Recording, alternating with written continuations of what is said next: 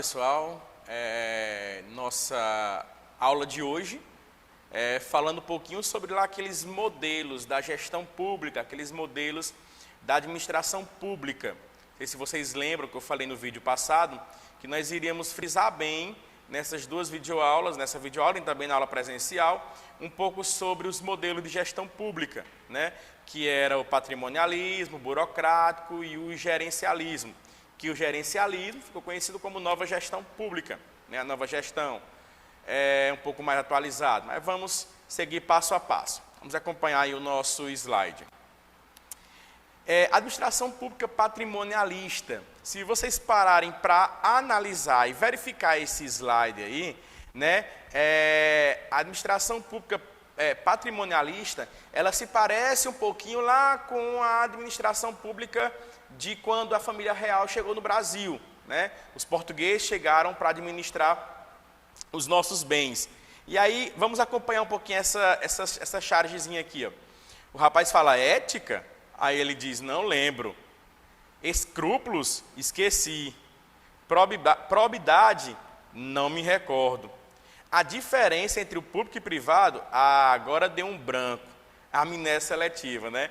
O que a gente percebe é que, na administração pública patrimonialista, tudo que nós estamos presenciando hoje, no nosso século XXI, nada existia nesse modelo de gestão pública, onde era mais um poder centrado, né? Onde era mais um poder centrado e apenas um ditava as ordens. Por isso que não existia ética, não existia escrúpulos, né? Eles não acreditavam que existia escrúpulos. A probidade também não existia, que ninguém ia perseguir, ninguém ia averiguar as contas, né? E a diferença de público e privado é que não existia diferença mesmo, onde eles pensavam apenas em enriquecer o próprio bolso, né? O bolso mesmo entre si. Dentre as classificações da administração pública, a primeira delas, na ordem cronológica, é a patrimonialista, ou chamada de administração clássica. Então, ou seja, dentre aquelas três lá que eu falei para vocês, a primeira é essa patrimonialista. Aonde essa patrimonialista, como eu falei para vocês, ela teve início lá com a chegada da família real e se estendeu por alguns anos, algumas décadas. Igual fala o slide aqui, ó. É importante destacar que no Brasil, mesmo com a proclamação da República, esse modelo continuou vigente por algumas décadas. Então, ou seja, mesmo sendo proclamada a República, né, a proclamação da República Brasileira, Federativa do Brasil, mesmo assim o modelo de administração patrimonialista, ela continuou vigente no nosso meio. Então, ou seja, não teve proclamação de República que derrubasse esse modelo de administração pública, né, que é a patrimonialista. E que modelo é esse? Nós temos aqui no nosso slide algumas características desses modelos, né? Como eu falei, ela iniciou lá em 1808, né, e foi até a década de 30, que foi quando aconteceu o governo GV, assumiu aí o poder do Brasil, né, o Getúlio Vargas. No patrimonialismo não havia distinção entre o público e privado. Não existia a diferença entre administração pública e administração privada. Não tinha diferença nenhuma. Todas elas eram administração só, né? Os cargos eram livres de nomeações, ou seja, não existia, por exemplo, uma obrigatoriedade ou então um conselho. Por exemplo, uma suposição, vamos nomear o ministro da Educação professor. Vamos nomear um secretário de saúde formado na área da saúde. Não existia. Então, o rei, a gestão pública, ela era responsável livremente para nomear quem ela quisesse. E também, ela ia nomear quem ela quisesse, o irmão dela, o primo, a esposa, quem ela quisesse. Se ela quisesse colocar, a gestão pública, né, o gestor, quisesse colocar todos os cargos parentes, né, não tinha nepotismo que derrubasse. Não tinha. O rei era tratado como Deus, como eu falei para vocês, o rei era tratado como Deus, Dom João VI, não tinha outra pessoa próximo a ele ou soberano a ele, não existia. O nepotismo predominava, claro, como eu falei, a questão dos cargos de nomeação, e o poder era passar de um membro para o outro, né? Se tinha o Erlon VI e tivesse o Erlon VII, então o Erlon VII era que ia comandar aí o poder da gestão pública no nosso Brasil, né? E, então, entenderam um pouquinho, né, sobre a questão da administração pública patrimonialista. Ela se assemelha muito com aquela administração monocrática, onde tem apenas uma pessoa que comanda todo o território no qual ela faz parte. Não tinha fiscalização, não tinha as leis rígidas, igual temos hoje em nosso país. E vamos para a administração pública burocrática. A administração pública burocrática. A mesma surge na metade do século XIX, no auge do Estado liberal. O objetivo era combater o nepotismo e a corrupção. Então, a burocracia ela veio para anular, ela veio para derrubar a administração pública patrimonialista. Ou seja, o povo cansou, os governantes, ou então o povo que estava submisso ao rei, cansaram, né, de ser comandado, de aceitar as ordens do então rei daquela época. Então, cansou daquilo, então foi criado a administração pública burocrática. Então, nessa administração pública burocrática, veio especificamente para poder eliminar a patrimonialista, certo? Para acabar com o nepotismo, para acabar com qualquer tipo de corrupção que estaria, na verdade, existindo naquela época. É possível dizer, pessoal, que a administração pública brasileira começa nesse período quando cria a DASP, que era um departamento, né? Então, ou seja, a administração pública, a burocrática, né, ela começou realmente a andar, começou a firmar o seu pé e ela começou a criar os departamentos, que chamavam-se na época de DASP, Departamento Administrativo do Serviço Público, que foi criado em 1936, no auge da administração da gestão de Getúlio Vargas. Antes, não há uma estrutura, não havia uma estrutura, até pela mistura que se faz entre o público e o privado no patrimonialismo. Antes da DASP não existia os departamentos responsáveis. Hoje chamamos de secretarias, ministérios, né, diretorias, coordenadorias. Então a DASP deu pontapé inicial para que houvesse a divisão dos departamentos na gestão pública. Outra grande contribuição da burocracia é a meritocracia, ou seja, é a partir de 1930 que o Brasil começa a valorizar o mérito do trabalho. Então, ou seja, foi com a burocracia, né, através da burocracia, da administração pública burocrática, que começou a valorizar o trabalhador. O trabalhador começou a ser recompensado pelo trabalho exercido. Então, se eu produzia muito, se eu produzia bem, eu era recompensado por aquele serviço. Então, isso é que nós chamamos de meritocracia. Tem até uma questãozinha na atividade online sobre isso, tá? Então, é o que nós chamamos de meritocracia, ou seja, a promoção do funcionário. O funcionário ele se destacava na área de finanças. Então, ele era promovido para trabalhar na área de finanças. Lembra lá do TGA1, onde Peter Drucker, como é que se diz?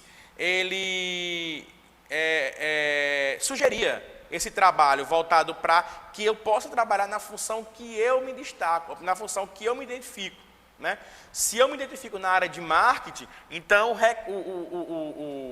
o conselho dele é que eu trabalhasse na área de marketing. Então, na administração pública burocrática, começou-se a trabalhar essa parte da meritocracia, aonde o trabalhador era recompensado pelo seu trabalho.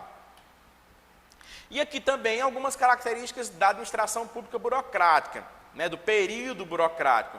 A primeira, estipular regra para uma boa convivência, começou-se a organizar. Percebe-se que hoje, quando se fala em burocracia, dá-se a entender a organização. Então, ou seja, se vocês irão fazer a rematrícula de vocês, tem toda uma burocracia para vocês fazerem a rematrícula. Só que na nossa mente, burocracia é algo ruim, é algo chato, só que é algo para manter organizado. Então, se eu vou me rematricular, eu só posso me rematricular no período posterior se eu estiver ok com o anterior. Igualmente a burocracia. Começou-se a organizar as regras de convivência. né? As regras de uma vez começaram a se organizar naquele tempo.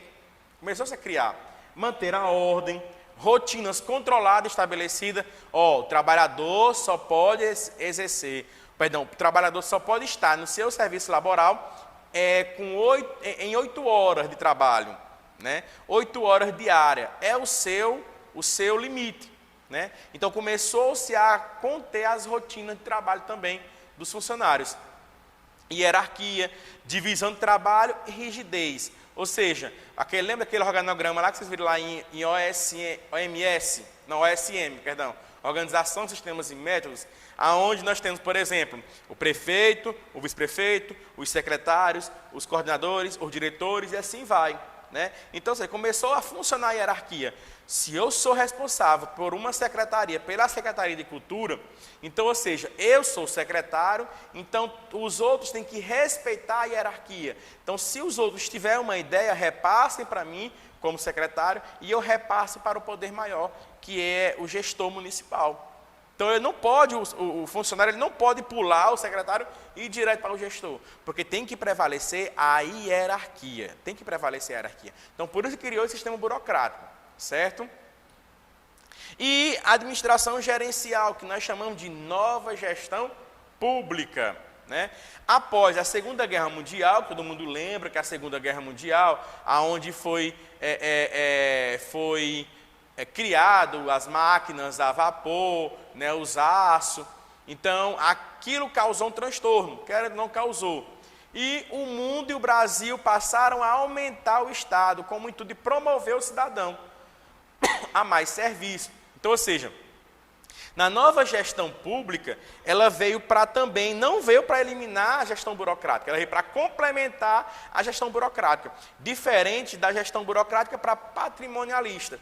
A burocrática ela veio para eliminar a patrimonialista, onde o nepotismo e a corrupção predominava. Já a nova gestão pública, ela veio para complementar a gestão burocrática, certo? Veio para complementar, ou seja, oferecendo serviços, caiu aqui o microfonezinho, oferecendo serviços de qualidade, né? Oferecendo aí uma boa saúde, uma boa educação à população em si, à sociedade. Né? A expansão desse Estado gerou um inchamento na máquina pública. Chegou um momento em que os contribuintes percebem a quantidade de tributos pagos e a baixa qualidade dos serviços públicos. Então, lá na burocrática, foi criado os impostos, foi criada a questão das contribuições, para que essas contribuições pudessem retornar para o contribuinte. Só que, com a nova gestão pública, viu a necessidade de investir mais ainda nesses tributos pagos pela sociedade. Então, viu a necessidade desse investimento, e esse investimento foi feito na nova gestão pública. E aqui nós temos algumas características do período gerencial. O foco nos resultados, tinha-se um objetivo nisso, né? Tinha-se um objetivo no qual esse objetivo, ele tinha que lograr esse no final. Eficiência e eficácia, aonde uma é o resultado do trabalho e a outra é o período que eu vou conquistar o resultado. A redução de custo, a descentralização do poder, aonde tem o gestor principal e tem as suas secretarias, os seus secretários. Então, isso é a descentralização do poder, aonde o gestor ele manda, só que ele também escuta os seus secretários.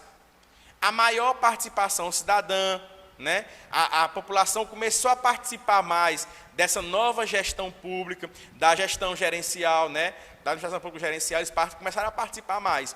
E o aumento e ampliação da tecnologia, que aí começou-se a adotar os telefones, começou-se a adotar as máquinas a vapor, começou-se a adotar o computador, e aí foi dando uma ênfase maior na parte da tecnologia. Novamente, esse texto, para vocês nunca esquecerem, um grande Estado ele não pode ser governado com base nas opiniões de um partido. Não pode.